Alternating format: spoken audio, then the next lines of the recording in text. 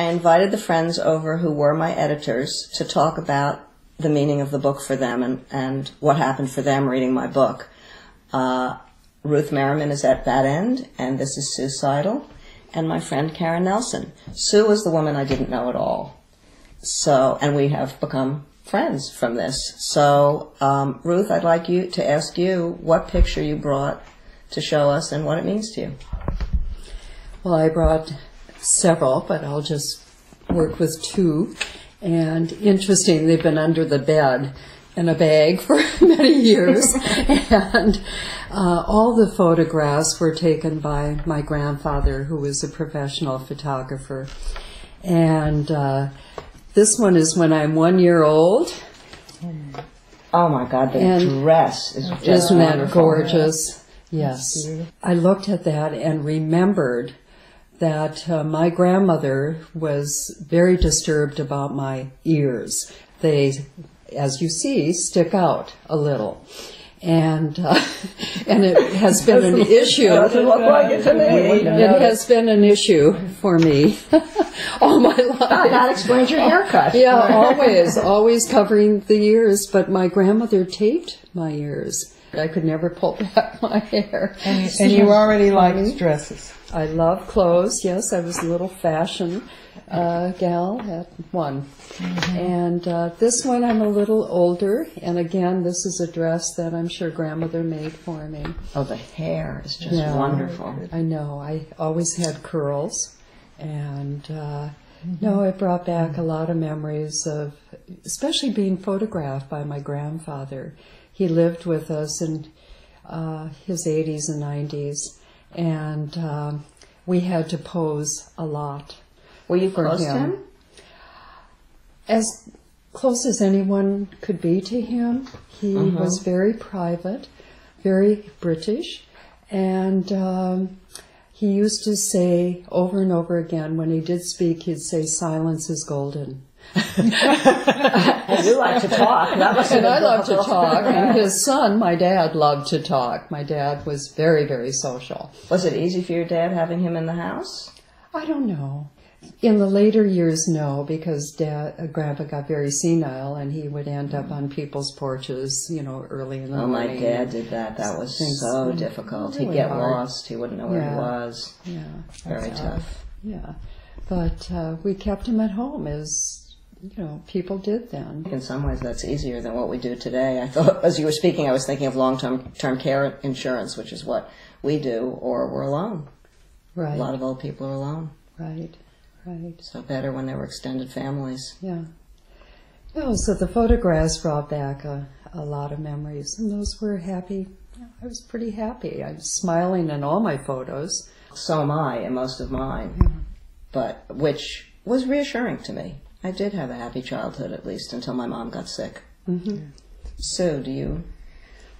Well, my background's a little different, as you know, and the picture I brought was a picture of me that my mother always had on her dresser, and I've had it since she passed away about 12 years ago.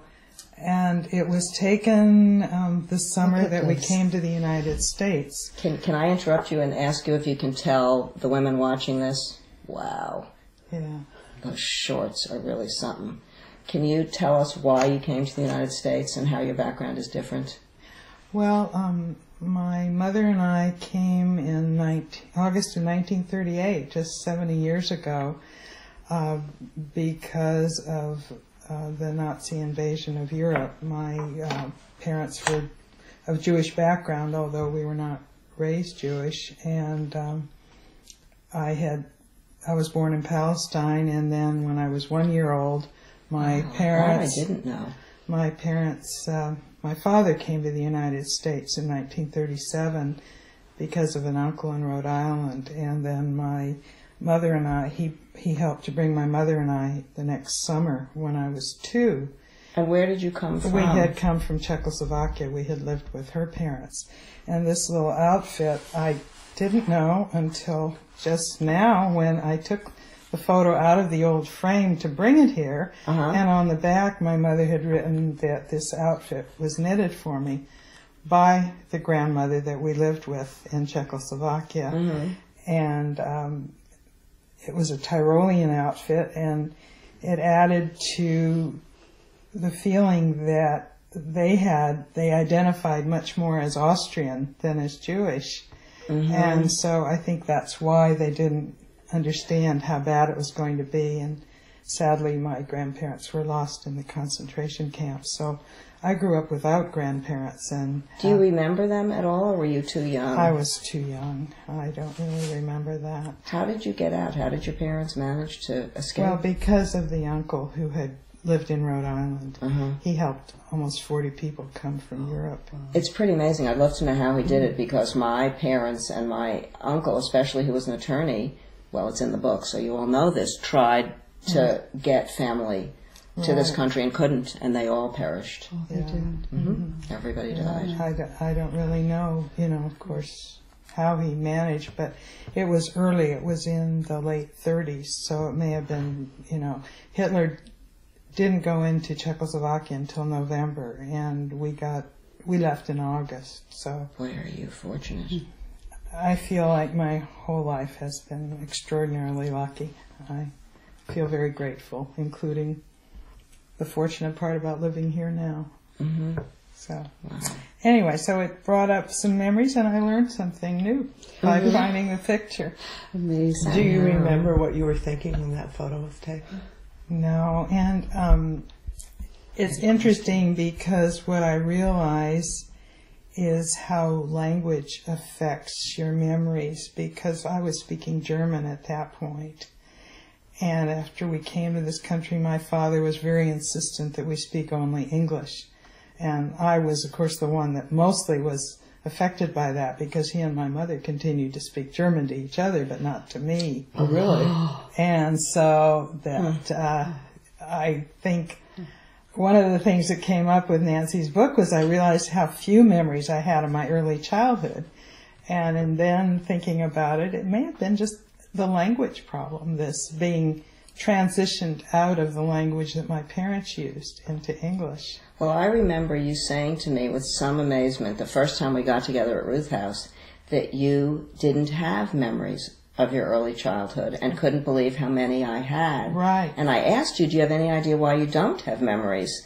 And you said, not really, I just don't. So that's pretty interesting. It is. It's really, and that was sort of triggered by a question from my granddaughter, who's taking teacher education courses in Cal State, LA, where I went to school, which is amazing, and had to do a paper about immigrants and language. And in her discussing it with me, I realized that, yes, that had been a very significant issue, and that may have been the reason that I didn't have the memories of that period. Now, you had a sibling.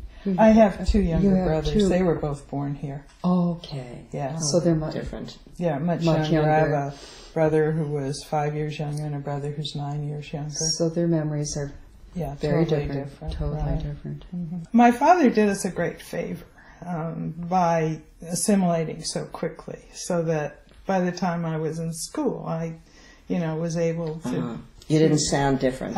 Yeah, and even my name, which was Shoshana, became first Sunny and then Susie and then Sue. So you carry a lot of anxiety, I think, because of those years, and you don't really know why, but you're sort of have this feeling, disaster could come around any corner. Did it make you feel different from the other kids?